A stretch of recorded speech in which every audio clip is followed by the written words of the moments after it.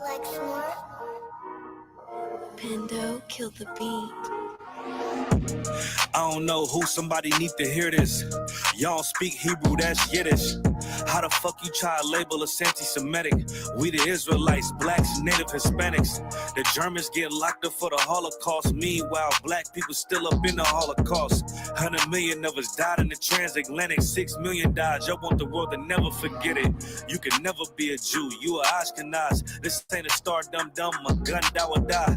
Yeah, Yeezy told the truth and got ostracized. Not one person in the Bible had on a yarmulke. We were slaves in America like we was in Egypt. Y'all don't even fit the curses in the Torah neither. Y'all was blind to the truth. I had to make it clear how Jerusalem, your land, your people came from Europe. That was 1947. Your menorah got 9 sticks. It's really only 7. Yeah, it's us against the world. Armageddon. This what happened when you inherit lies from your ancestors. Y'all the synagogue of Satan with them black hats. The whole nation sitting ducks, Aflacs, bunch of thieves and culture vultures ain't nothing kosher. To tell the truth, you vagabonds don't have a culture. Macedonia, Alexander, and Philip, you a convert, so tell me, how the fuck is you Israel? That don't make you the people just cause you litter. Why my people can't hate your people like y'all hate Hitler? All the prophets was black and was called nigga. Y'all don't even fit the description that's in the scriptures. Abraham, all the way down to Jacob, we the real Jews. Y'all don't study Christ, y'all follow the Talmud. Keep it real, yeah, let's keep it real. Cold hard truth, it give you chills. Say y'all Jewish cause y'all ain't really them. About to do them like Hammond, it's the Feast of Purim. You BK undefeated, this an easy win. We was born fighting, y'all the evil twin. Jacob took hold of his heel, then out came his little red bastard, they kosher deals. It's only 12 tribes, y'all trying to make it 13. Esau despised his birthright, the Lord cursed him. He ain't the devil, who is? I'm still searching. Ask your rabbi, why he give them babies herpes? I don't know what's worse, that or you claiming that you a Maccabee. I'm about to cancel, everybody try to cancel ye. I ain't afraid to speak, that's what I do. They riding to the core, I'm just judging them by their fruit. Cause they ain't suffering curses. If I was carnal, I promise I'll punch you in person. I know this is an uncomfortable subject. They making millions off our culture and black people suffering from it. Yeah, they don't believe in Christ. They the Antichrist. Make a living off of niggas. They're a parasite. I ain't afraid to tell the truth. Niggas terrified. I'm about to go DEFCON 4. I ain't satisfied. That is proof. That is absolute proof that they know we are the real Jews. That's right, man. That's absolute proof. Now you got the records. Go find me a white Jew on any archaeology in Egypt anywhere. You will never find a piece of archaeology with white people as slaves in Egypt. So don't tell me that they were slaves and it's their identity, and they know it. And I know the blasphemy of them, which they are Jews. They are not. The Lord knows the blasphemy of you so-called white people that say you are Jews and you are not Jews. You are not the people of the law. You are not God's chosen people. God's chosen people are living in the ghettos of America. God's chosen people are in poverty and depression in the streets of America. God's chosen people are walking around in America with no identity. That's where God's chosen people are.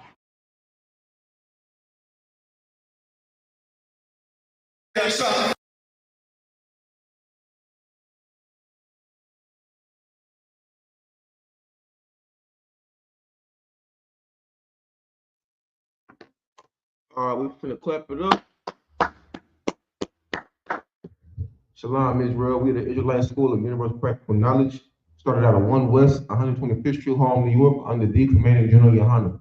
And since 1969, the priests and prophets of the Most High God have been dispelling and casting asunder all the lies that have been told and instilled and implanted in the black and brown community.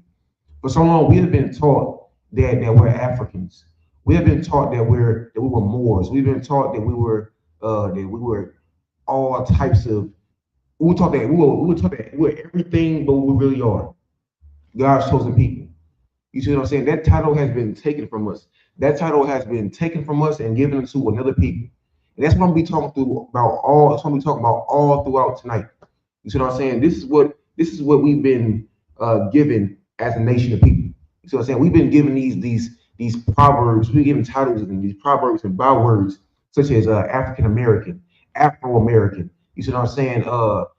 All these different words, all these different names, Mexican, Guatemalan, Puerto Rican, Dominican, Cuban, you know what I'm saying, Native American. You see what I'm saying? How you gonna be native? I said, how you gonna be native to a country that wasn't even here? Sorry, that wasn't even named. You know what I'm saying? And you were already here. You know what I'm saying? They be giving us all these names instead of admitting who we really are. Who are Black, Hispanics, Native Indians? Who we really are? You see what I'm saying? We're not the Egyptians. You know what I'm saying? We're not Africans. You know what I'm saying? We're not Nigerian princes and Nigerian queens, whatever the BS they be talking about. We are God's chosen people. The Blacks, Hispanics, and Native Indians of Negro and indigenous descent are God's chosen people. You see what I'm saying? We are the true Jews of the Bible. See what I'm saying? That so-called Jew that's out there today, he is not a Jew. He is an imposter. That's why I title this class imposters, because the white man is an imposter. The white man takes on the persona and the characteristics and the culture of everybody else. He takes on all the characteristics and all the culture and all the traditions and all the customs of every other nation on this planet. And he tries to set himself up as the original man. He tries to set himself up as a god. The white man is not a god. The white man is a beast of the field. The white man is the lowest beast of the field at that. The white man is a dirty, stinking dog that came from the cave, from the Caucasus Mountains. You see what I'm saying? Over there in Europe, in Russia. That's who the white man descends from. The white man does not descend from our forefathers, Abraham, Isaac, and Jacob. You see what I'm saying? The white man does not have no part in our family.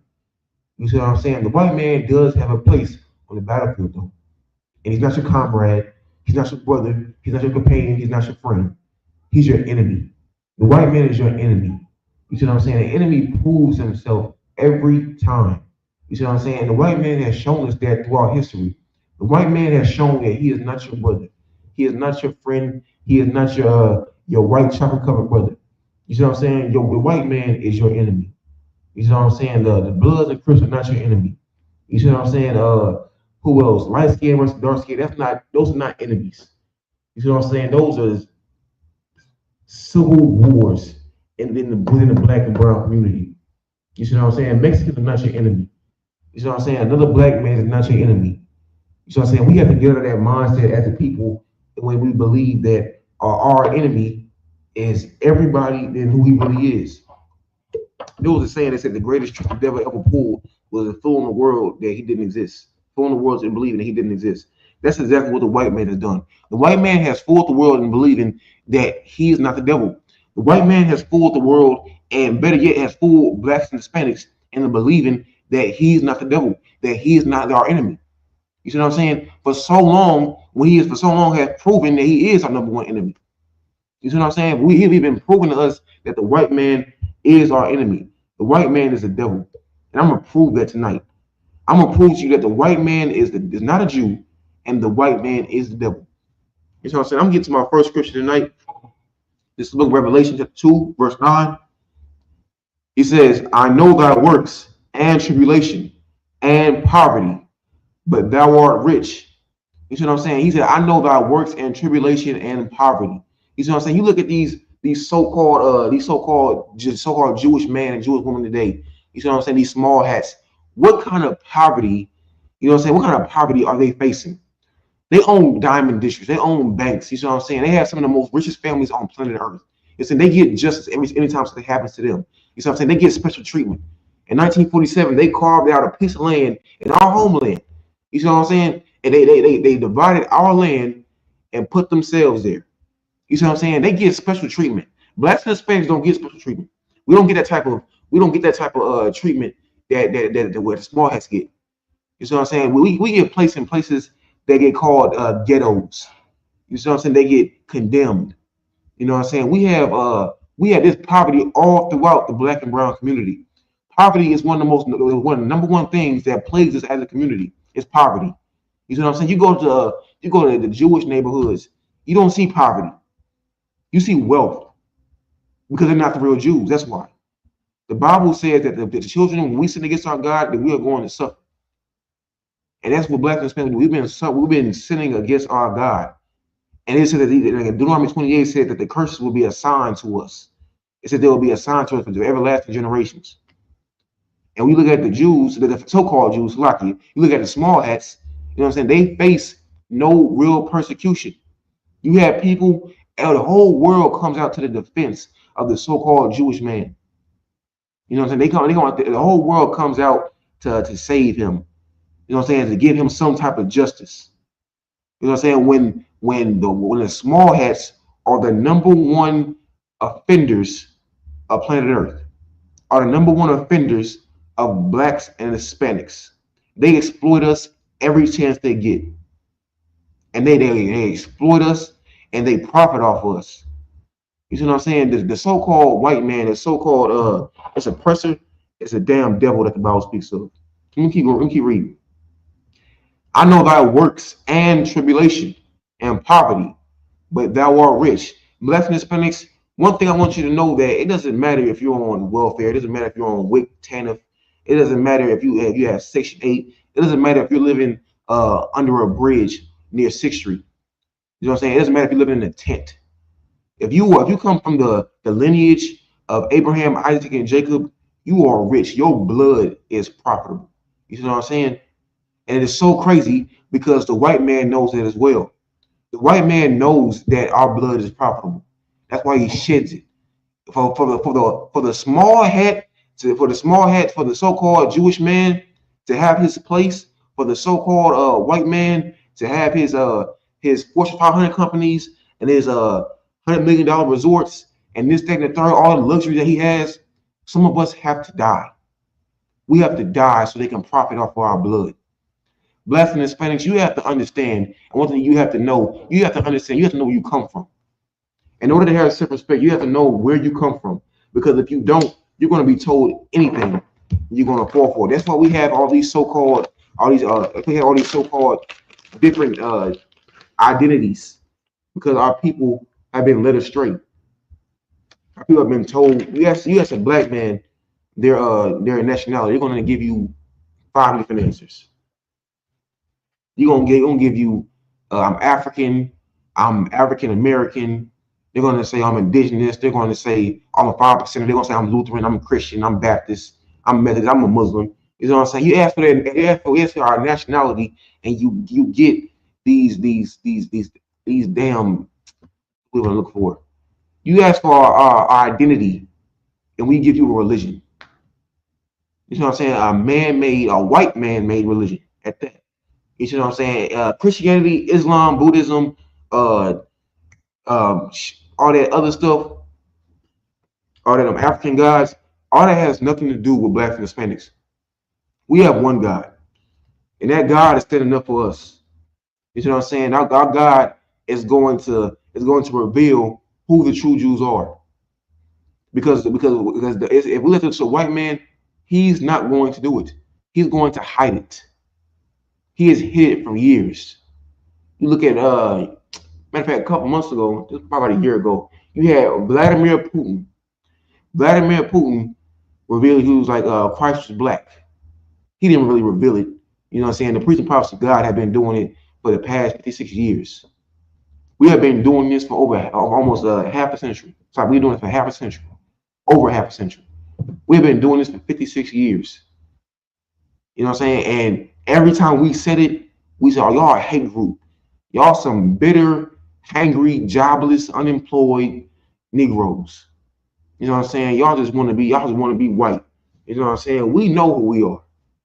You know what I'm saying? You know what I'm talking about. We know who we are. And we're going to get to that tonight too. Because another thing, our people, who you think you are, you're not. We're not 5%ers. We're not Nation of Islam. We're not the black people. You know what I'm saying? We're not the Panthers. We're not Africans. We're not Nigerians. We're not the Egyptian pharaoh and princes and all that BS. We're not Ethiopians. We are Israelites according to the Bible. This is our pedigree. This is where we come from. I know people. Good night. You know what I'm saying? This is what our people have been reduced to in believing that we are. You know what I'm saying? We are not any of those things. We are the sons and daughters of God. And it is up to us to reclaim that title. You see what I'm saying? We have to learn who we are again. Let me keep reading. And I know the blasphemy of them which say they are Jews and are not. You know what I'm saying? The so-called black man is not looked at today as a Jew. Who look at as a Jew? Who look at a Jew? Those little them rat-looking white men with them little two curls hanging out from the side. You know what I'm saying? Them little cinnamon buns they got on top of their head. You know what I'm saying? That's people who are looked at as Jews. Those are not real Jews. Those are what I taught in my class, imposters. Those are imposters according to the Bible. Those are not real Jews. Those are people who have taken on our culture and our history and our heritage and have claimed it as their own, which is a common trait, was a common MO of the white man. You see what I'm saying? That's white man's mode of operation. You know what I'm saying? To desensitize and to take on something that's not his, to desensitize us and to make us believe that this is not us. You know what I'm saying? That we're somebody else. You see what I'm saying? How is it that the white man can take? How is it that the white man can make Islam? The white man can make Christianity. The white man can make all these types of names and proverbs and bywords and make us believe that this is who we are, and we believe it. Then we have the Bible, the blackest book on planet Earth, and we don't believe it. We say it's a white man's book. This Bible right here is real black history. You know what I'm saying? And I'm not just saying that this is Black History Month. It's Black history all year. The ISUPK under the command of Junior High, we teach this book 24/7, 365. Every day, we teach from this book. We educate our people on who we really are. You see what I'm saying? And what people not are. You know what I'm saying? Who we not. We are the Jews of the Bible. You see what I'm saying? The Jews are black people according to the Bible. You know what I'm saying? The Jews are not white. Let me keep reading. I know the blasphemy of them which say they are Jews and are not, but are the synagogue of Satan. You see what I'm saying? You go into them Jewish synagogues. What are you going to see? You're going to see so-called priests. You know what I'm saying? You're going to see their so-called whatever they call it, their rabbis. You're going to see their rabbis giving oral sex to babies and giving them herpes. That's what you're going to see. That's what you're going to see in them Jewish synagogues. You see what I'm saying? You're going to find tunnels, tunnels that go on for miles and miles and miles. That's what you're going to see. That's what you're going to see. We got your man Ray in the comments. Hey, Shalom, y'all fuck. You know what I'm saying? This is what we have to educate our people. Because if we don't, the world is going to do it. And they're not going to educate us. They're going to miseducate us. They're going to lead us and make us believe that we're any and everybody else like we really are. You see what I'm saying? And a lot of people try to look at let me say this. A lot of people try to make the so-called Jewish man, because of the Holocaust, they try to make him look like he's just harmless. Like he's just done nothing. That's like that's like a blanket, that's like a mask for the whole white race in general. You see what I'm saying? Like they're just harmless, square dealing, honest. They wouldn't hurt a fly. You see what I'm saying? White people are the most beast-like people on the planet. And they have no type of mercy or remorse. You know what I'm saying? They have no mercy or remorse. They just kill the planet. They kill blacks and Hispanics. You know what I'm saying? The world suffers. When we suffer, the world suffers. And the world suffers because of white people. The world suffers because of the so-called Jew, the Jewish man, the small hats. Let me keep reading. Fear none of those things when thou shalt suffer. Behold, the devil shall cast some of you into prison. The Bible is talking about a devil. Now, when you imagine when you think about the devil, what's the first thing that comes to your mind?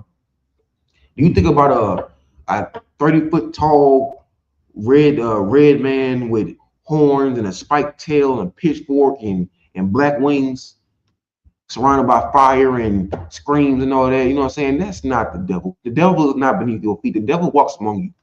You see the devil every time you walk to the grocery store. You see the devil every time you go to your slavery. You see the devil every time you pop your head out the front door. Every time you walk out your front door, you see a devil. And the white man is the devil. The Bible just said, Christ just said, fear none of those things when which thou shalt suffer. Behold, the devil shall cast some of you into prison. That is a curse. And when you read the book of Deuteronomy, that is a curse. Moses said that your head shall be iron, your feet shall be brass. The heaven that is over you shall be iron, and the earth that is beneath shall be brass. That is a precept talking about prison. You see what I'm saying?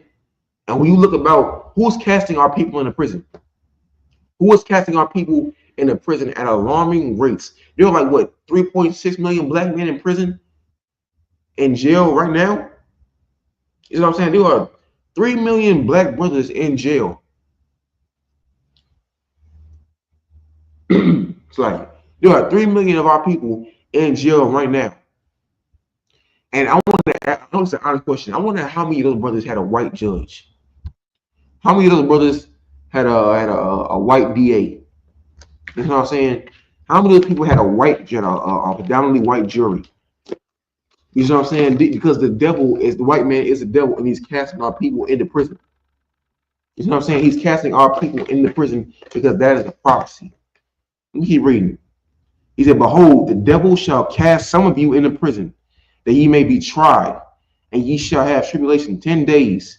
Be thou faithful unto death, and I will give thee a crown of life. Our people, we're so focused on what the white man has. It's just saying we should be like the white man. We should do this. We should do that. We should go to their institutions. We should go to this school. We should move to their neighborhoods. So I said we should do all these things. We should build our family household. We should structure our family like how the white man does his. It works out for him. You know what I'm saying? What works for the devils? What works for them? Let them use it.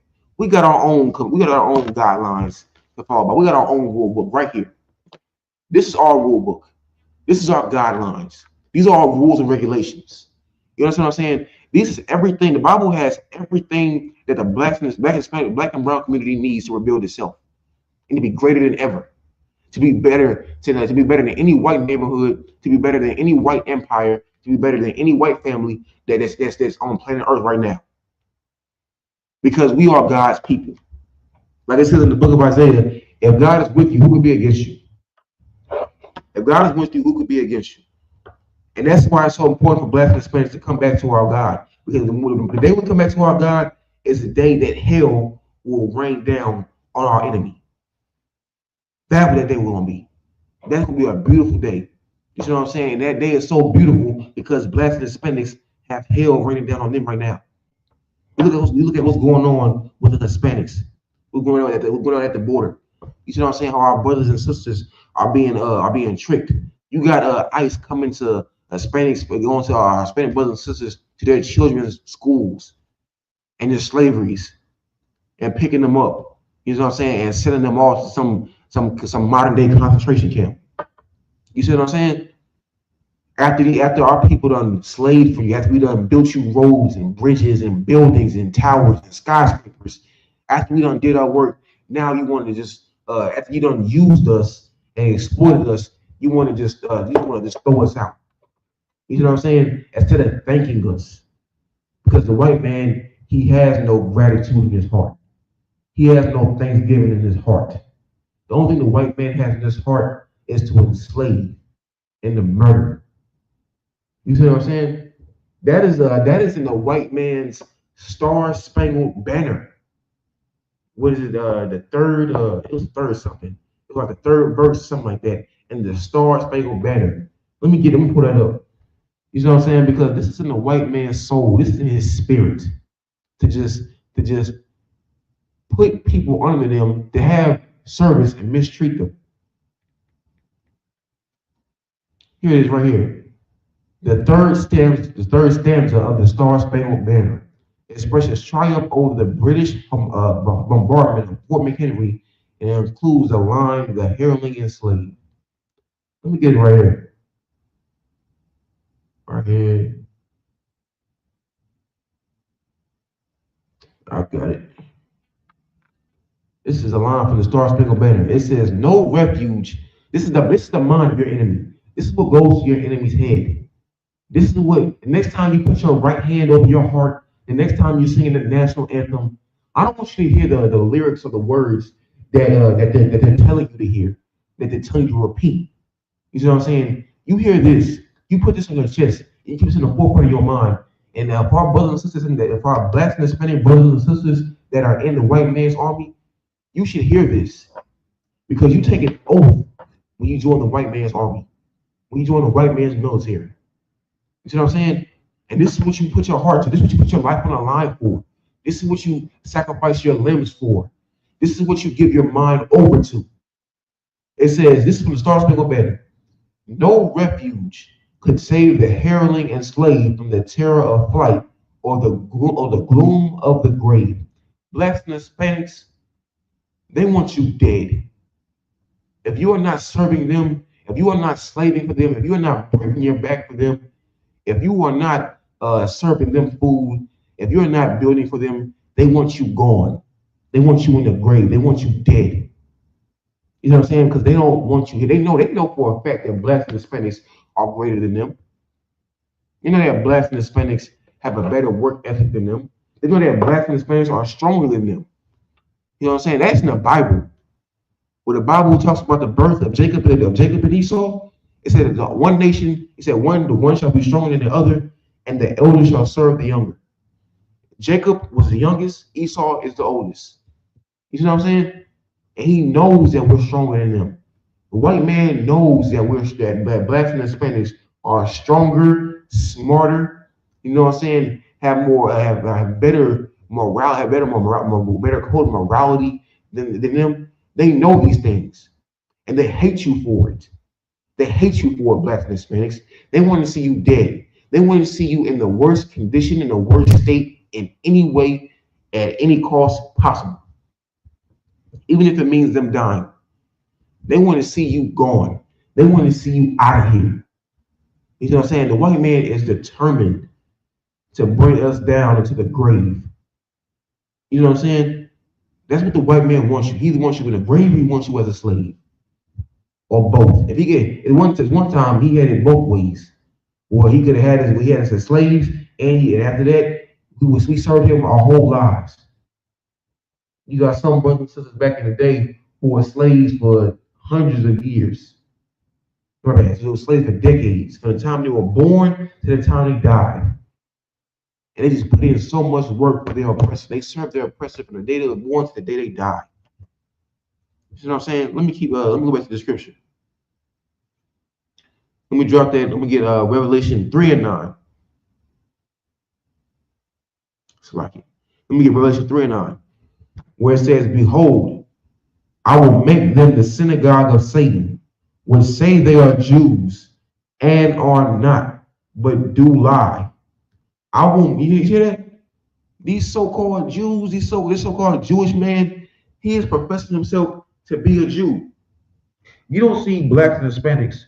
You don't recognize us as Jews today. You recognize these other people, these imposters as Jews. You recognize them as Jews, and you say, "Oh, they're the people of the Bible." You know what I'm saying? "Oh, they're Zion, or they're Zionists." You know what I'm saying? They're this, that, and they're the third. You know what I'm saying? You revere the so-called Jewish man. You respect him. You know what I'm saying? We do not. We do not fear or respect the so-called Jewish man. You know what I'm saying? We do not, because they are our enemies. You know what I'm saying? And our enemies, they have taken our history from us. They have taken our heritage from us. It says, "I will make them of the synagogue of Satan." Christ said it himself that the people who say that they're Jews and are not are the synagogue of Satan. Lord knows what goes on in them synagogues. Y'all talk about the I ain't saying that. I'm not saying that bad stuff don't happen in the Catholic Church. You know what I'm saying? But you already know what's going on there. Imagine what goes on in them Jewish synagogues. Imagine what goes on in them tunnels they found about a year ago. You know what I'm saying? Imagine how much drug smuggling and sex trafficking was probably going on, and the sexual molestation of young boys and girls was going on in them tunnels. You know what I'm saying? Because that is who they are. They are the synagogue of Satan. You see what I'm saying? They plot every day of how they can keep us down, how they can destroy blacks and Hispanics. You know what I'm saying? They come up with new ways every day of how they can destroy our people. So I'm saying, let me keep reading. It says, "Behold, I will make them to come and worship before thy feet, and to know that I have loved thee." You see what I'm saying? You think that, blessed Spanish, you think that God is with the white man. You think that God is with the so-called Jew. The most high God of the Bible is not with them. And like obviously not that, what I just played in the song, like I played before class started, he said, "Y'all the synagogue of Satan." You see what I'm saying? He said, "Those are not the true Jews." He said, "Y'all don't follow the Bible, y'all follow the Talmud." You see what I'm saying? It's two different things. The Bible and the Talmud are two different things. Don't you know that the so-called Jews, they don't even believe in Christ? They don't believe in Christ. They hate Christ because they know that Christ didn't come for them.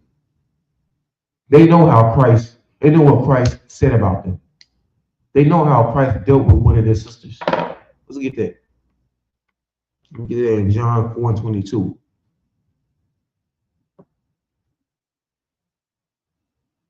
Let me start at verse. I'm gonna start at verse.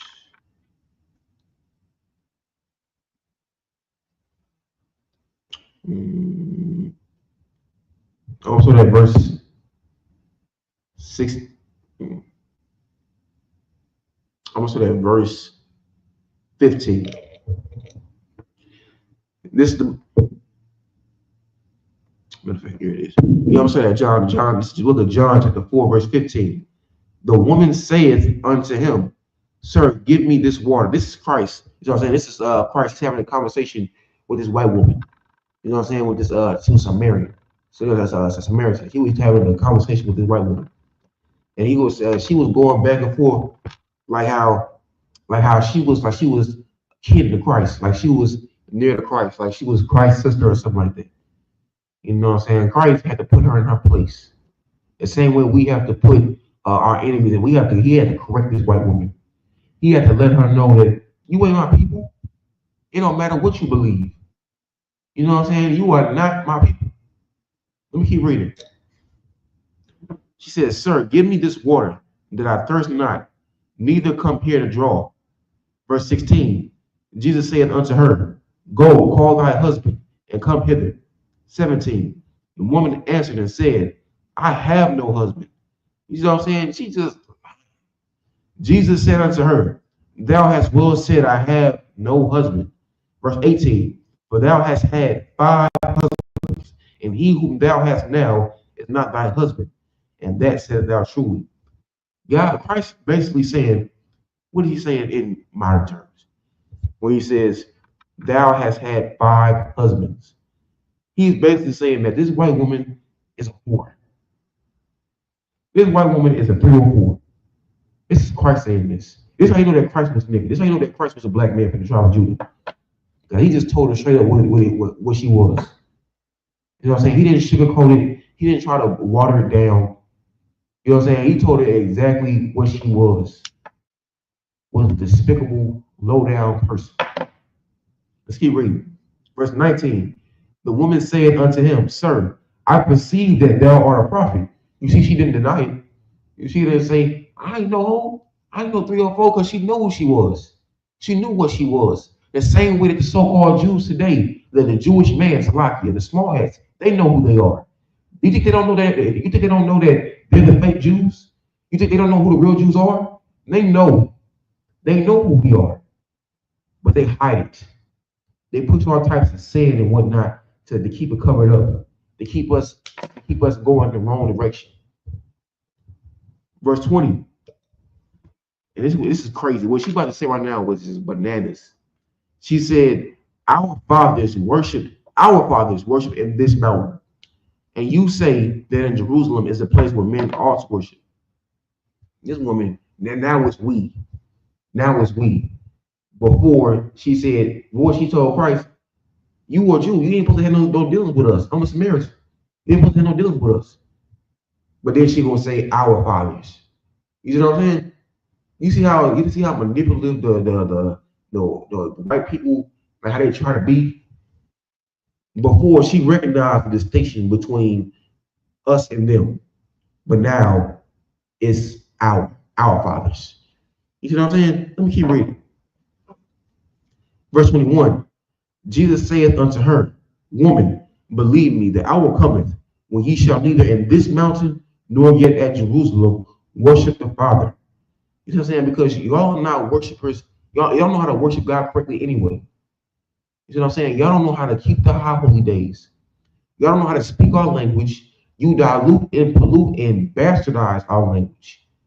You speak all this Israel and all that other stuff, all that nonsense. Just what's that? What I'm looking for? Just muttering. You know what I'm saying? Just speaking all this strange language. You know what I'm saying? And it's not Hebrew. That's Yiddish you're speaking. You're not speaking Hebrew. You speaking Yiddish. You are murmuring some other stuff, and you try to call it. You try to call it Hebrew. That's not Hebrew. Hebrew is what we speak every day. You know what I'm saying? We speak Hebrew all the time. That is us. That is our language. We are the Hebrews. Let me keep reading. Verse 22. Christ said, this is Christ's response. He says, Ye worship, ye know not what. We know what we worship for salvation. So he said, Ye worship, ye know not what. You don't know what the hell you worship. These small hats up here claiming our God, claiming our country, claiming our heritage, our history, our language, and talk about we're Jews, we're Israel. Christ said, Ye worship, ye know not what. You don't know what the hell you are. But I know one thing for sure. We know who you are. We know that for sure. Because the Bible says who you are. The Bible called the so-called Jewish man, those so-called Jews who call themselves Jews but are not, he called them the synagogue of Satan. In the latter verse, he called them the devil. That is who the real devil is. The devil is the white man. You know what I'm saying? The white man is the goddamn devil that the Bible speaks of. You ain't got to go far to find the devil. Let me keep reading. Christ said, Ye worship, ye know not what. We know what we worship, for salvation is of the Jews. You see what I'm saying? Salvation is of the Jews. Why did he say salvation is for everybody? Why did he say, oh, if you convert, as long as you change your beliefs, then you can have salvation as well? He said, you don't know, you talk about you a Jew, our fathers, you don't know what the hell you're talking about. You don't know our God. You don't know how to worship our God. Blacks and Hispanics are the only people that need to be saved. And Christ knew that. Christ knew that. That's what Christ came for. That's what he died for. Christ died so these so-called small hats will no longer have our religion. It's like they no longer have our culture and our name and our heritage. And it's going to come a day where the so-called Jewish men, these small hats, where they will no longer identify themselves as Jews. They're not Jews. They're imposters, according to the Bible. Jim Master said, okay, so all white men are the devils. Great. Yeah. All white people are the devil. The white man is a devil, according to the Bible. You see what I'm saying? If you didn't hear enough, I said throughout this class, get that. Because the white man is the devil. Let me drop that. Let me get, what's that? So, let me get into the history of this so-called Jew. Let's get into the history of this so-called Jew. Because the Jew he is not. The your history, the white man's world history, the Bible has white history. The Bible doesn't have white. The Bible shows who the white man is. You see what I'm saying? The Bible shows who our oppressor, who our enemy is. You know what I'm saying? It also goes to the lineage of our enemy. And this is the lineage of our enemy right here. It says, this is Genesis 10:2. And the sons of Japheth, Gomer, and Magog, and Madai, and Javan, and Tabul, and Meshach, and Tyrus. Verse 3. And the sons of Gomer, Ashkenaz, Raphath, and Togarmah. You hear that? Ashkenaz. What is a sect of so-called Jews today? Ashkenazi. You know what I'm saying? This is over here in Europe. You know what I'm saying? They know they know who they are. This is why you have Ashkenazi Jews. You see what I'm saying? Let's get more into it. Let's get into it because who the world sees today as the Jews are not the Jews, but they're from the Amalek. They're descendants of Amalek. See what I'm saying? They're descendants of Amalek, which was the chief tribe, which is the descendant of Esau, which are the chief tribes, which is the Amalek. Amalekites were the chief tribe of Esau. Let's hear it right here. This is the book of Genesis, chapter 36, verse 10. These are the names of Esau's son, Esau, the so-called white man. Eliphaz, the son of Adah, the wife of Esau. Ruel, the son of Bashemath, the wife of Esau. Verse 11. And the sons of Eliphaz were Timon, Omar, Zepho, Gatam, and Kanaz. Verse 12. And Timnah was conquered by the Eliphaz, Esau's son, and she bare the Eliphaz Amalek. These were the sons of Adah, Esau's wife. Amalek, the so-called small hats, they are they are direct descendants of Edomites, the so-called white man. This is who they are. This is who they are. Did you know that they try to play it off like they're the people of the Bible, like they're the people who the Bible is written to. They're not our people. You know what I'm saying? They have I just read where their history comes from. Was it 3 or 4 verses I just read? I just read where their history comes from in 3 or 4 verses. And there's much more information out there. You see what I'm saying? This is the white man's history. You know what I'm saying? We know where the white man comes from. And so does the white man. The white man knows where he comes from too. Let me drop that.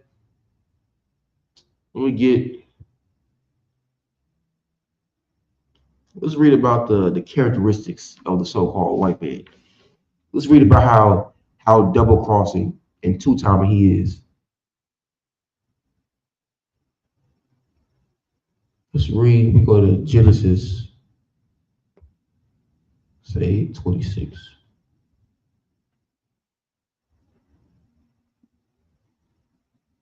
Right here. I'm sorry, the verse. Matter of fact, I'm gonna go to the verse I quoted earlier. This is the book of Genesis, chapter 25, verse 20. This is the history of black people and white people. Black people and white people have a long history. This is a rivalry that goes back way farther than the Hatfields, the McCoys, than Blood versus Crips, than the World War II, World War One, the Civil War. This is a rivalry that dates back thousands of years. This is the oldest rivalry standing. You see what I'm saying? This is right here. This is the book of Genesis, chapter 25, verse 20. And Isaac was 40 years old when he took Rebekah the wife, the daughter of Bethuel the Syrian of Padan-aram, the sister of Laban the Syrian. Verse 21. And Isaac entreated the Lord for his wife because she was barren, and the Lord was entreated of him, and Rebekah his wife conceived. Verse 22. And the children struggled together within her, and she said, if it be so, why am I thus? And she went to inquire of the Lord. See, this is our foremother, Rebecca. She's having complications during her pregnancy. You know what I'm saying? She's experiencing all types of pains, discomfort, because her children in her stomach are fighting. You know what I'm saying? They're striving together. You see what I'm saying? And so she went to inquire of the Lord. She went to go see a seer, a prophet. They were called seers back then. She went to go see a prophet, a man of God. And she said, if it be so, why am I thus? She said, if this is the Lord's will, why is this happening? Verse 23. And the Lord said unto her, 2 nations are in thy womb, and 2 manner of people shall be separated from thy bowels. The Bible right there is already making the Bible right there is already making a distinction is already making a clear difference. You know what I'm saying? Of Jacob and Esau. You know what I'm saying? He's already making a clear distinction. You know, a clear, you know what I'm saying? Like you drawing the line. I'm showing you, the Bible is showing you the differences.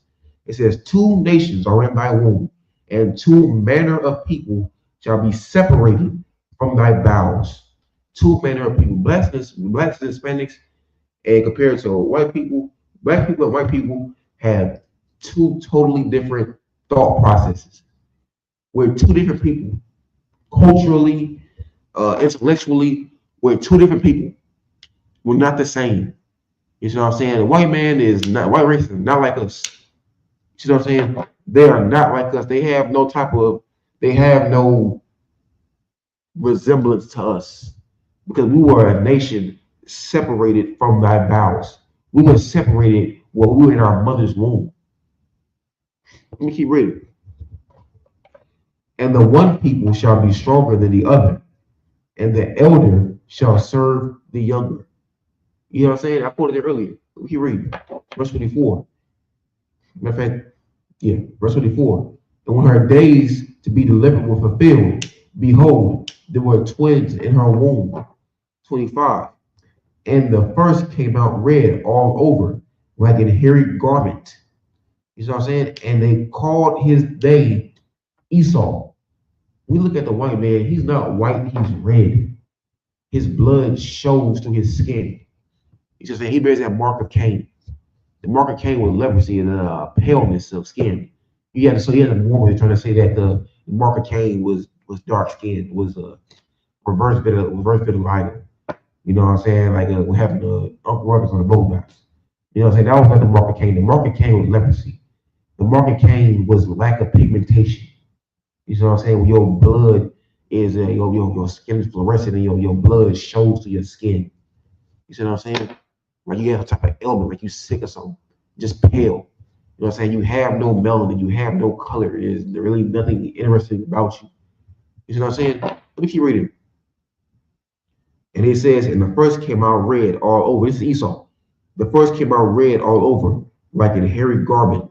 And they called his name Esau, Edom. You know what I'm saying? Edom in the Hebrew, in the real Hebrew, in the Paleo Hebrew, is Adawam, which means red. You see what I'm saying? And it says all over, like in the hairy garment. This first child, Edom, Esau, he was red and hairy.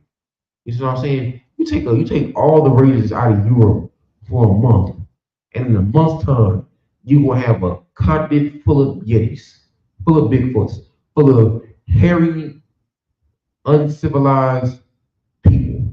You see what I'm saying? Just got all this scruffy hair all over their face, all over their head. You know what I'm saying? They just got hairs going all over. Like it's a type of animal, like a cave beast or something. Let me keep reading. So this is Esau. This is the first child come out. And you know how twins work. Whoever comes out first is the oldest. 26. And after that came his brother out, and his hand took hold on Esau's heel, and his name was called Jacob. You notice how they didn't go into the description of Jacob? Why did they go into the description of Jacob? It said that Esau was red and hairy. You see what I'm saying? He said he was red and hairy. But when it came to his brother, they felt the need to show the difference between Esau and Jacob. You see what I'm saying? Spiritually and physically. And they went into it in verse 25. They said that Esau was red and hairy.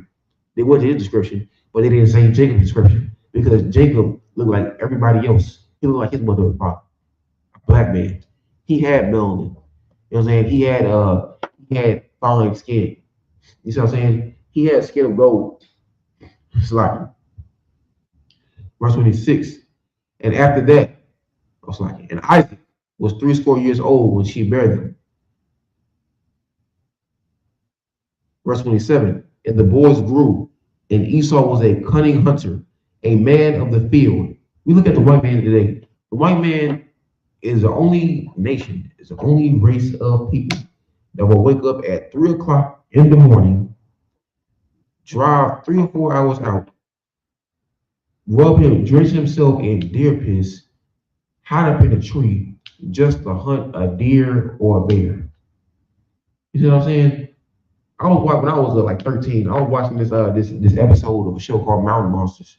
They used to like go out like the Appalachia. They used to go out like West Virginia, Kentucky, in that area. And they used to like try to find these mythical beings, these beasts or whatever, where they were the beasts themselves. You know what I'm saying? It's this one white dude. They was like we were doing an investigation, and we're hunting for this type of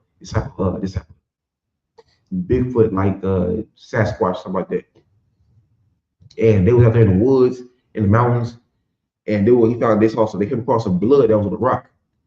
And this devil kneeled down, put his hand, scooped some of the blood up with his hand, tasted it, and said, "That's deer blood." How the hell do you know what deer blood tastes like this off the bat? You know what I'm saying? How do you know that off the bat? No, that's deer blood that I tasted. How the hell do you know what certain types of blood taste like? Because that is the white man's nature. The white man likes his food, what's that, rare, meaty, where it got blood and all that pink stuff falling out the meat and shit and stuff like that. You know, and that's how the white man likes his food. The white man eats raw meat. You know what I'm saying? He eats uncooked food. You know what I'm saying? Look at you read it.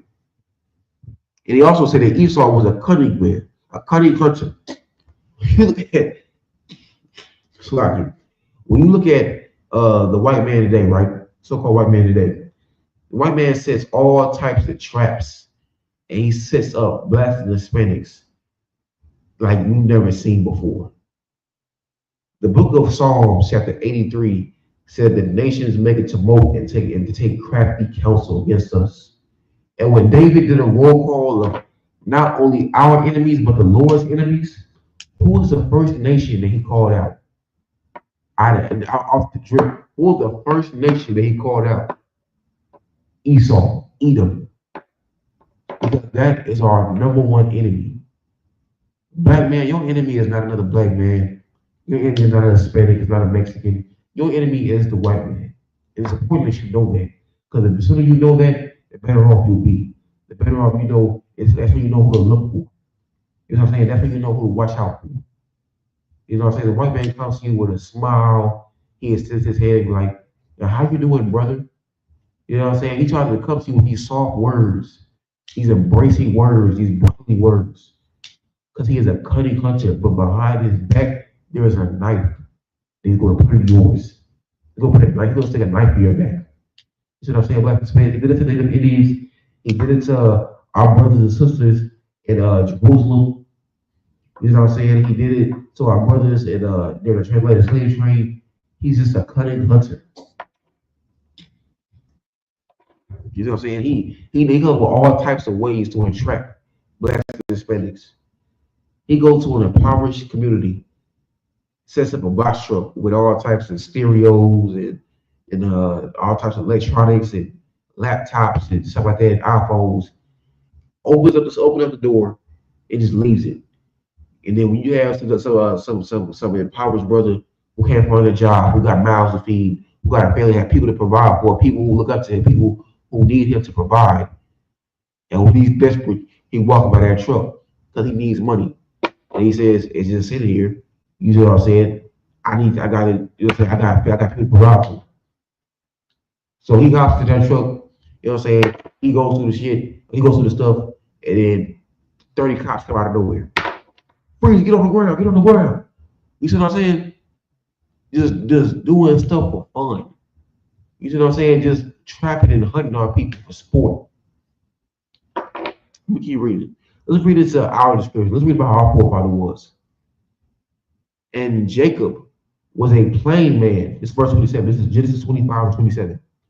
And Jacob was a plain man, dwelling in tents. You hear that? We were laid back. We were in the house.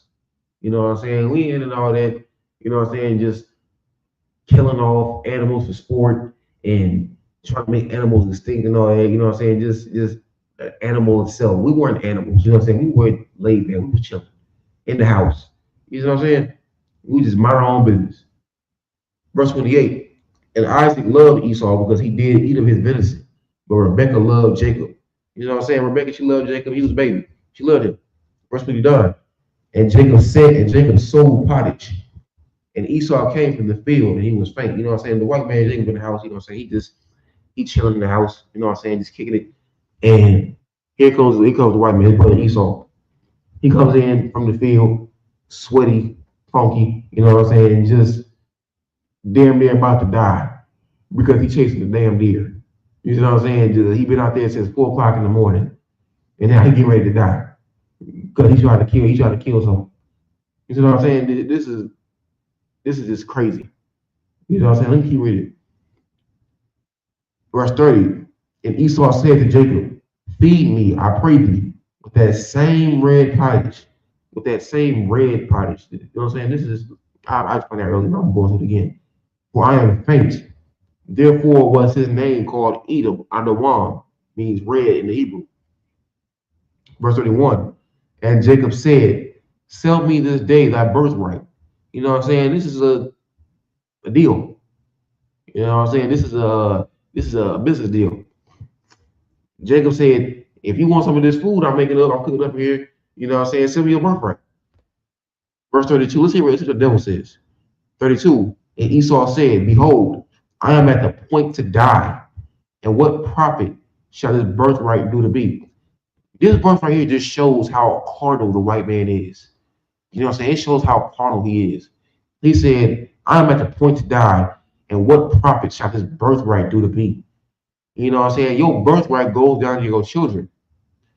Our people are always talking about how white people they exercise generational wealth and they understand the importance of it. They probably did. Because I see this, the white man may have money to pass down, he may have estates and he may have companies and he may have notable names, but he don't have the birthright. The one thing that mattered the most, the greatest generational gift that he could have gave his children, he sold. He sold. Because it didn't mean anything to him. His children meant nothing to him. Verse 33, and Jacob said, swear to me this day. And he swore to him, and he sold his birthright unto Jacob. You see what I'm saying? Esau sweared. This is a business deal. This is an oath he made. You know what I'm saying? He said, this is a business agreement. He said, I give you this red pottage, I can give you your birthright. Esau said, bet. It was an even exchange. You know what I'm saying? You give me your birthright, I give you this red pottage. You know what I'm saying? Esau said, that's cool, B. You know what I'm saying? Let's read out. Let's read about what he did, though. And Jacob, slightly. Verse 34. Then Jacob gave Esau bread and pottage of lentils, and he did eat and drink, and rose up and went his way. Thus Esau despised his birthright. Esau did not care about being a man of God. He did not care about the history that his father had, that his father was going to pass down on him. He did not care about the history and the lineage and the importance of what it means to be a man of God. You know what I'm saying? But Jacob understood that. That's why he asked for his birthright. That's why he asked him to sell it to him. Because he knew he didn't care about it anyway. Esau didn't care about it. You know what I'm saying? Esau knew that to him, being a man of God meant nothing. All he cared about was hunting down Bambi. All he cared about was his stomach. You know what I'm saying? That's all he cared about. He didn't care about his generations after him. All he cared about was putting food in his stomach. Let me drop this and keep going. Where's it at?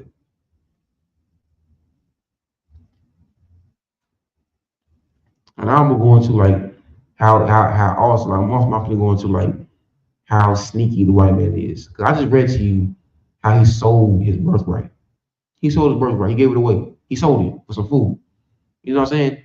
Now how petty the white man. He sold his birthright for some food. You can get food anywhere.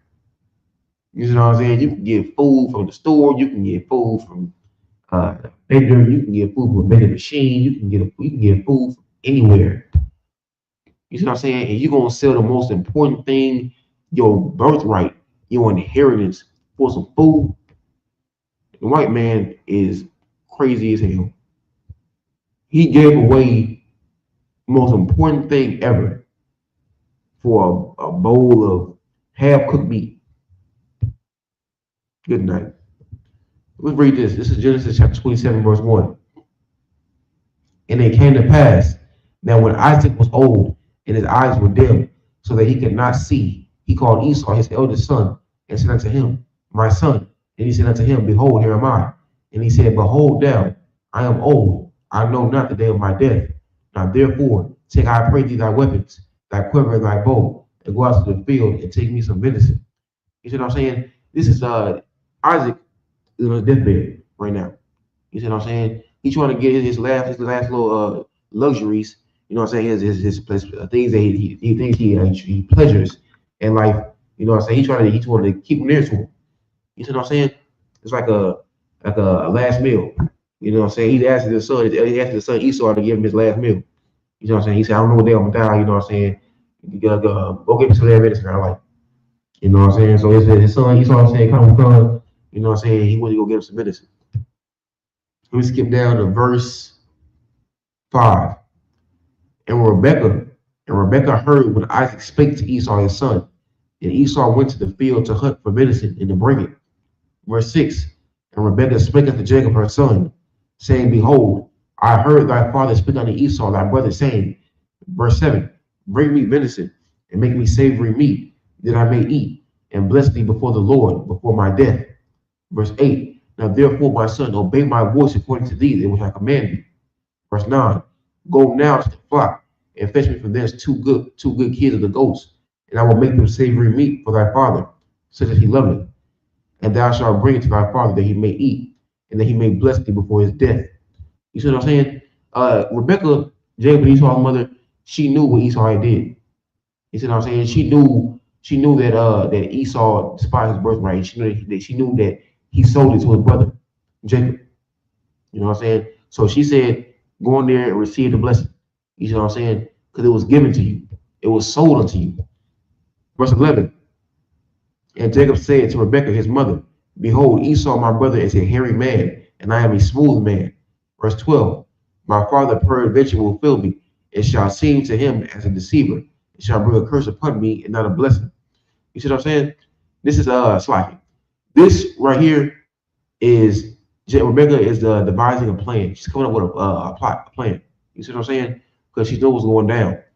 She knows that if Jacob found out, not Jacob, she knows that if Isaac found out that Esau sold his birthright, he was going to have a fit. He was going to go bananas, berserk. You see what I'm saying? Even in his old age. Verse 13. And his mother said unto him, Upon me be thy curse, my son. Only obey my voice. Go fetch me them. Rebekah was a wise woman, was a very, very wise sister right here. Because she knew that the birthright, that an inheritance, that deal with the Most High, the contract that our forefathers made with God, made with the Most High, was much more important than a bowl of meat. And she understood that. She knew that was way much better than any other treasure. Let's keep reading. And she said, let the curse be upon me. You see what I'm saying? She was going to take the burden of that curse. Verse 14, and he went and fetched and brought them to his mother. And his mother made savory meat, such as his father loved. And Rebekah took goodly raiment of her eldest son Esau, which was with her in the house, and put them upon Jacob, her younger son. So Rebekah, she came up with a plan, and now she's dressing Jacob up like Esau, like how he dressed. She put Esau's clothes on Jacob. So I'm saying she's making Jacob look like Esau. You see what I'm saying? Let's keep reading. Yeah. Let's get down to verse 18. This is Genesis 27 and 18. And he came unto his father and said, My father. And he said, Here am I. Who art thou, my son? And Jacob said unto his father, I am Esau, thy firstborn. I have done according as thou hast badest me. Arise, I pray thee, sit and eat of my venison, that thy soul may bless thee. Verse 20, and Isaac said unto his son, how is it that thou hast found it so quickly, my son? And he said, because the Lord thy God brought it to me. You know what I'm saying? This is they come up with a plan, you know what I'm saying? They like this is a plan that they came up with, that Rebecca and Jacob came up with, or Rebecca and his mother came up with, like, you know what I'm saying? So he can receive the blessing. Verse 21, and Isaac said unto Jacob, come near, I pray thee, that I may feel thee, my son, whether thou be my very son Esau or not. 22, and Jacob went near to Isaac his father, and he felt him and said, the voice is Jacob's voice, but the hands are the hands of Esau. So like verse 23, and he discerned him not, because his hands were hairy, as his brother Esau's hands.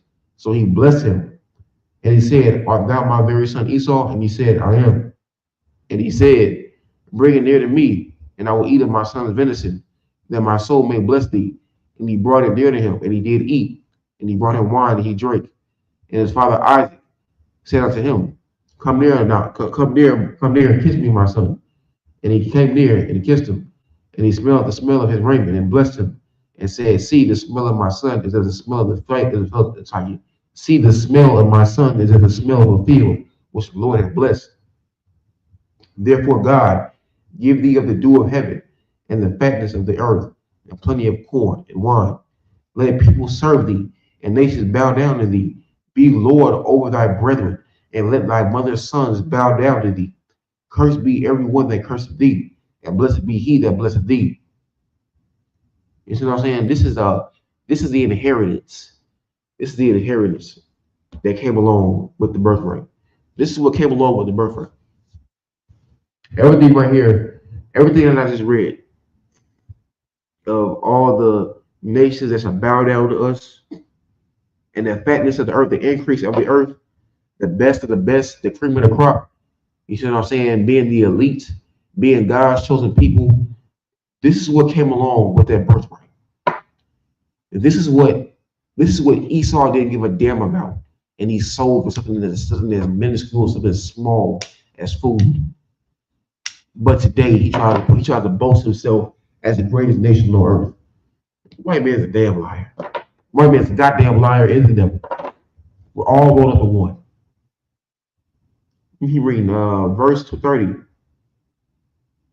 What's right here? Yeah, I'm gonna read verse 30. And it came to pass, as soon as Isaac had made an end of blessing Jacob, and Jacob was yet scarce going out from the presence of Isaac his father, that Esau his brother came in from his hunting. So Esau came back from hunting, you know what I'm saying, being a beast of the field, you know what I'm saying, just being beastly and hunting and stuff like that. You know what I'm saying? So he came back. Verse 31. And he also had made savory meat and brought it unto his father, and said unto his father, let my father arise and eat of his son's venison, that thy soul may bless thee, that thy soul may bless me. You see, Esau, this is white man. The white man is very evil. The white man is a very evil, deceptive, cunning bastard. Because he knew that he know damn well he sold his birthright. So he knew very well he sold his birthright. And he's still gonna come to his father to receive the blessing that he sold. And Isaac, look, you read. And Isaac his father said unto him, who art thou? And he said, I am thy son, thy firstborn Esau. And Isaac trembled very exceedingly, and said, who? Where is he that hath taken venison and brought it me? And I have eaten of all before thou camest, and have blessed him. Yea, and he shall be blessed. And when Esau heard the words of his father, he cried with a great and exceeding bitter cry, and said to his father, blessed be even me also, my father. You know what I'm saying? You see, Esau, he put two and two together. He knew what happened, because he knew who he sold the birthright to. But he's crying now. When it came time for him to reap the benefits of his birthright, to inherit his birthright, he cried, because he knew what he gave away was something near, dear, and precious, something that was worth something. And this is something that we can learn, Black Hispanics. We can learn something from this story. We can learn something from this because living in the white man's world, we are surrounded by the white man's treasures. The white man treasures sin. The white man treasures lies. The white man treasures things that have no profit. He treasures things that just vain. And when it came time for the white man to receive his blessing, his inheritance, he realized that he gave it away for something small. And he had what the Bible said was a great and exceeding bitter cry. He was bawling his eyes out because he realized what he did. He realized that he gave away a kingdom for some food. He gave away $1 trillion for $1. That's what he did. And he realized the stupidity of his decision. He realized the arrogance of the decision. And it made him pour his eyes out. You know what I'm saying? Black Hispanic, you can learn something from this. You have a kingdom, you have a heaven coming to you. You have a kingdom and a heaven. You have a king of righteous leadership and judgment and authority and of blessings in a world that you have never experienced or seen before come to you. Don't give it away trying to be like the white man. Don't sell it trying to partake in his luxuries and his treasures. Don't give it away. Don't be like Esau. You have what's yours. You have a history. You have a very good, great, bright history. That's yours.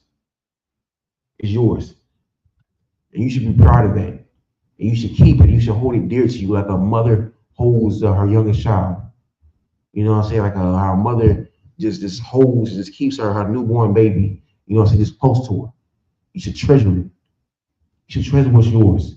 You shouldn't desire what the white man has. And don't give away the upcoming kingdom, a kingdom greater than any empire or domain or any kingdom that was before.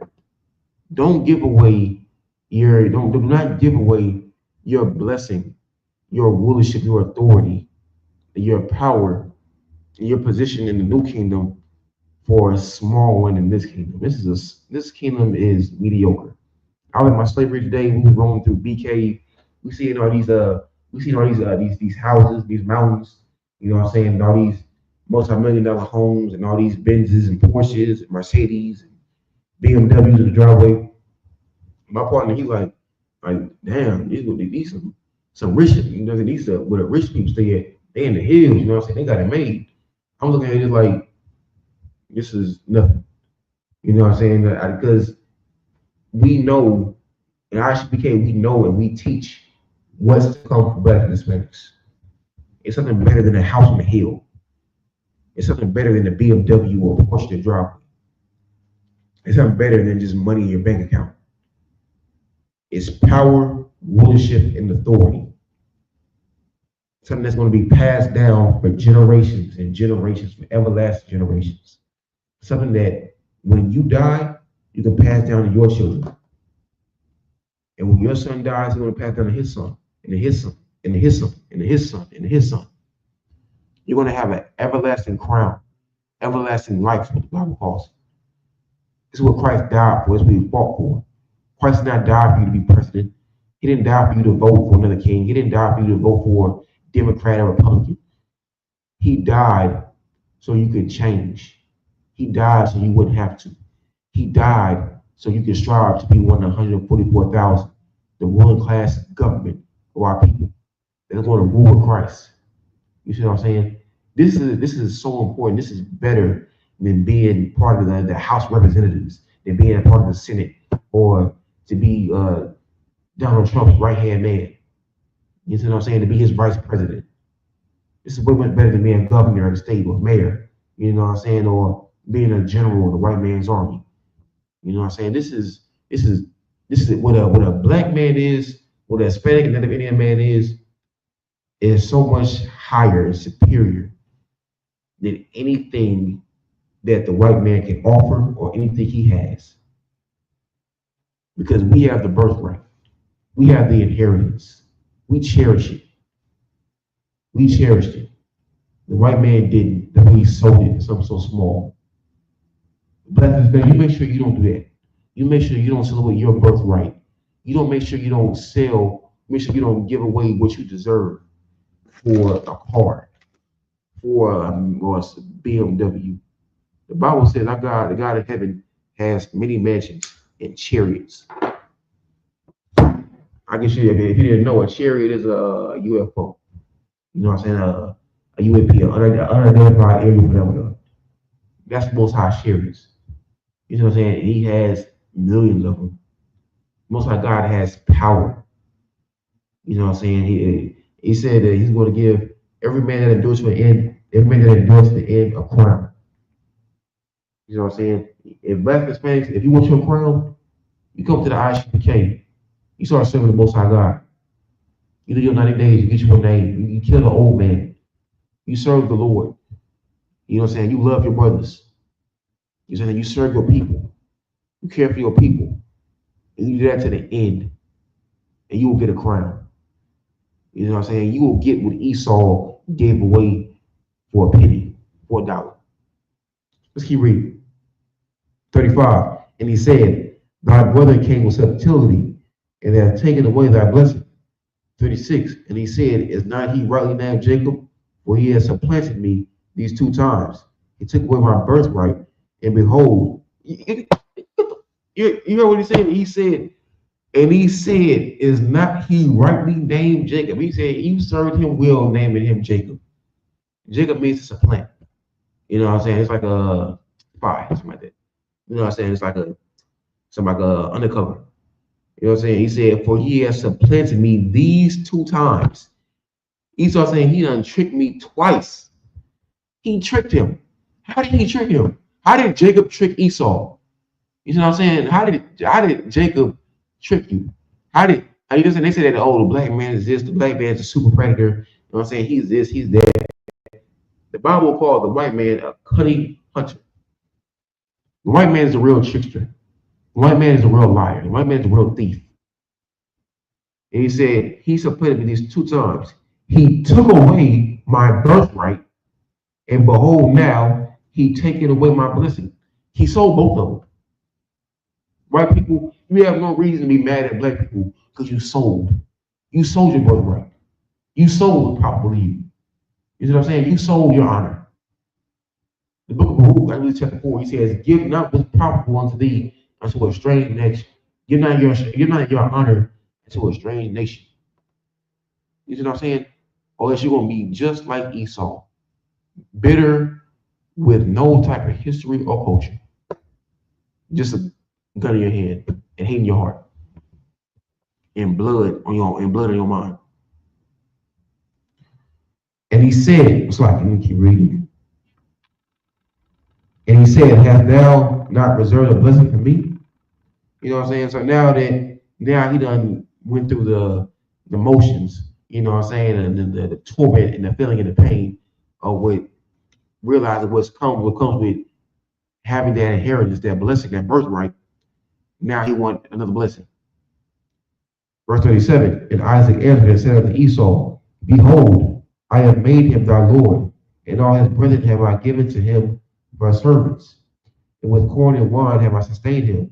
And what shall I do now unto thee, my son? Hear that? We get a lot of criticism for getting boot kisses. We get a lot of criticism for saying that we are above, we are superior. You see what I'm saying? It is what it is. That's what the Bible says. Our father Jacob said it, the Lord said it. What more do you want? You know what I'm saying? They want you to feel bad. Black Hispanics, our enemy, our president, they want you to feel bad for being God's chosen people. They want you to feel bad for being the first separatists. They want you to feel bad for being holy. Don't you ever, listen, you better ever be ashamed. Don't ever be ashamed of bearing your name. Don't ever be ashamed of rocking this shield right here. This ain't no damn star. This is David's name, Dawadah in the Hebrew. You know what I'm saying? Don't you ever be ashamed of admitting who you are, Yasha Allah. princes and princesses of the power, sons and daughters of God. Don't you ever be ashamed of where you come from. Don't you be ever ashamed of who your fathers and your mothers are. Let's keep reading. And Esau said unto his father, hast thou but one blessing, my father? Bless me, even me also, O my father. And Esau lifted up his voice and wept. Nigga still, he's crying. He's still crying. You know what I'm saying? He's crying because he just realized what he did is bearing down on him. 39. And Isaac his father answered and said unto him, behold, thy dwelling shall be the fatness of the earth and of the dew of heaven from above. And by the sword shalt thou live, and shalt serve thy brother. And it shall come to pass, when thou shalt have dominion, and that thou shalt break his yoke from off thy neck. And Esau hated Jacob because of the blessing wherewith his father blessed him. And Esau said in his heart is your mind. If you didn't know, your heart is your mind. Start that over. And Isaac his father answered and said unto him, behold, thy dwelling, this 39, Genesis 27:39. And Isaac his father answered and said unto him, behold, thy dwelling shall be the fatness of the earth and of the dew of heaven from above. And by thy sword shalt thou live. The white man lives by the sword. All he knows is how to murder. All he knows is how to maim and to torment. That's all he knows because his blessing is the sword. And by thy sword shalt thou live, and shalt serve thy brother. You know what I'm saying? The white man, he may have the fatness of the earth, but soon he's going to be nothing but a tributary to Israel. Because we're going to defeat him. And verse 41 says, Esau hated Jacob because of the blessing wherewith his father blessed him. And Esau said in his heart, the days of mourning for my father at hand. Then will I slay my brother Jacob. You see what I'm saying? Now he's just compacting sin on sin. You see what I'm saying? At first he sold the birthright. Now he want to kill his brother for using what he sold to him. It's like me selling. It's like you selling me your car, and then when I come to collect the keys, you say, "Why are you here? I didn't sell you this car." You know what I'm saying? You see how the white man is, how double crossing and two-timing he is. You know what I'm saying? The white man is a two-bit liar and thief, which has been the whole subject matter and theme of the first class. And the white man he has held his grudge against Jacob for thousands of years to this day. To this day. We get that Ezekiel 35. Ezekiel 35:5. Yeah, we get verse 1. This is the book of Ezekiel, chapter 35, verse 5. Moreover, the word of the Lord came unto me, saying, Son of man, set thy face against Mount Seir and prophesy against it. And for those who don't know, Mount Seir is a famous, like a mountain. I believe like the capital, I think. If I'm not mistaken. It's like a very noble place in Esau's country, in Edom. And it said unto me, Socket, I am against thee, and I will stretch out my hand against thee, and I will make thee most desolate. Verse 4, and I will lay thy cities waste, and thou shalt be desolate, and thou shalt know that I am the Lord. Verse 5, because thou hast had a perpetual hatred, because thou hast had a perpetual hatred. Perpetual means it's another word for continual. You know what I'm saying? Just for no reason. My brother, we had a class about a week or ago. Also, Raphael, he brought out that white people just have a natural hatred for black people. Just have a natural hatred. You know what I'm saying? They don't even know where it comes from. They just have these intrusive thoughts about black people. You know what I'm saying? Brought a whole article about it. That's the perpetual hatred that Ezekiel 35 was talking about. And has shed the blood of the children of Israel by the force of the sword in the time of their calamity, in the time that their iniquity had an end. You see that? And the white man continues to be the white man talks about brotherhood. He talks about one nation under God, no that BS. But all he shows is non-brotherhood. He shows no brotherhood. And verse 6, therefore, as I live, said the Lord God, I will prepare thee unto blood, and blood shall pursue thee. Since thou hast not hated blood, even blood shall pursue thee. You know what I'm saying? The Bible communicates about, Paul said in the book of Romans, he said that vengeance is mine, saith the Lord. You know what I'm saying? The Lord is going to repay the white man Esau for everything that he has done to Jacob. You know what I'm saying? He is going to pay for every life that he has taken, for every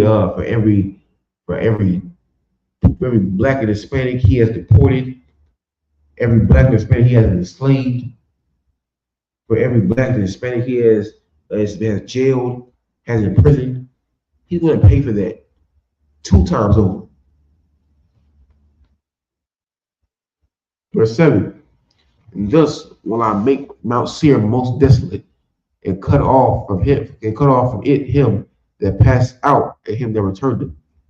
And I will fill his mountains with his slain men, in thy hills, and in thy valleys, and in all thy rivers shall they fall that are slain with the sword.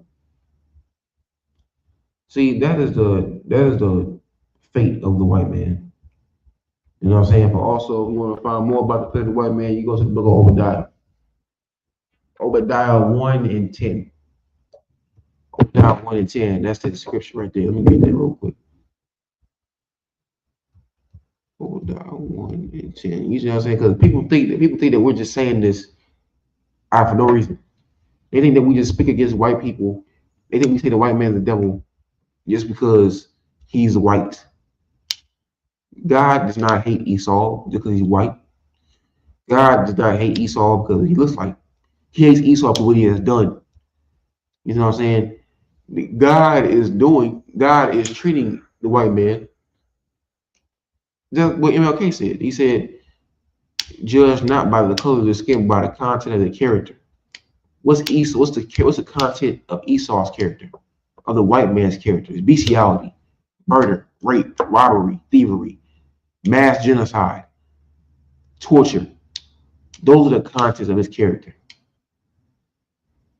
Read this right here. This book of Obadiah, chapter 1, verse 10. For this is concerning Esau. For thy violence against thy brother Jacob, shame shall cover thee, and thou shalt be cut off forever. 11. And the day that thou stoodest on the other side, and the day that the strangers carried away captive his forces, and foreigners entered into his gates, and cast lots upon Jerusalem, even thou was as one of them. You see what I'm saying? The Lord is going to judge Esau for stealing our identity, for stealing our name, for stealing our history, for stealing our land, for stealing us, for murdering us. He's going to judge him for it. Not because he's white, but for thy violence against thy brother Jacob. And all this is going to be compacted on all this is going to pile, all this shame and guilt is going to pile on the white man's head. And he's going to know that God is not like him. He's not going to punish somebody because they're white. He's going to know that his judgment is just. He's going to know that the verdict is going to read guilty because he is guilty. Back in the day, all right, to help back in the day, back then and even now, they used to judge us and say we were guilty. If he's black, he did it. No matter what he looks like, no matter description, no matter what height, age. If he's black, he's guilty. We're better than you because we're going to judge righteously. And your judgment is going to be righteous. Your judgment is going to be righteous, Esau. The white man's judgment, his portion is going to be righteous. You know what I'm saying? He is going to be judged righteously what he has done to us. And his judgment is going to be fair. Since the Bible says in Ezekiel 35, since thou hast pursued blood, blood shall pursue thee. An eye for an eye, a tooth for a tooth. You see what I'm saying? But we're not going to do you like how you did us. We're not going to. You don't have to worry about your women being ravished. your children being ravished. You're not going to have to worry about buck breaking. You know what I'm saying? Because we're not savages. Black and Hispanic men, we're not savages. We're not beasts. That's your line of work. Because you're the damn devil that the Bible speaks of. And with that, I'm going to pass the class. You know what I'm saying? I'm getting security documents. Like you, forgive me.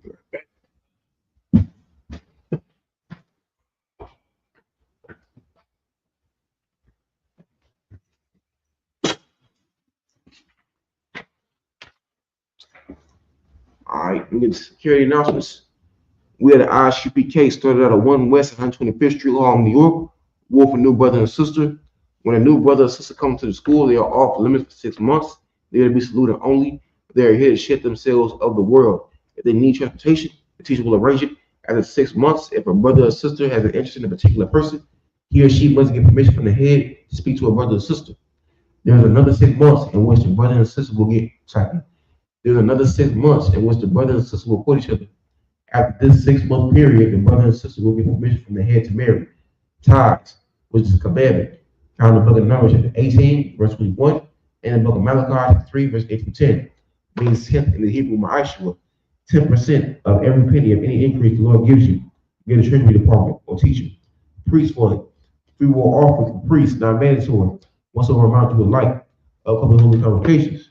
The next high holy day is the Feast of Purim, which is the 4th and 15th day of the 12th month, Thursday, March 13th through Friday, March 14th, 2025. This can be found in the book of Esther, chapter 9, verses 20 to 31. If anyone wants to be a trooper in school, start wearing all black, boots, shirt, pants, handband, and a scarf. With that, everybody gonna remind you. We're gonna give a quick salute to the brothers, men of Israel, Mahdi Shabbat, Amazim, Barak, Yahweh Shemi Al Shabrak Atah. We're gonna saw, face the sisters rise. We'll give a courteous salute to the sisters, men of Israel, Mahdi Shabbat, Amazim, Barak, Yahweh Shema Atam, Bashem Yahweh Shah. Shalom, Israel. It's a third scripture breakdown class. Shalom.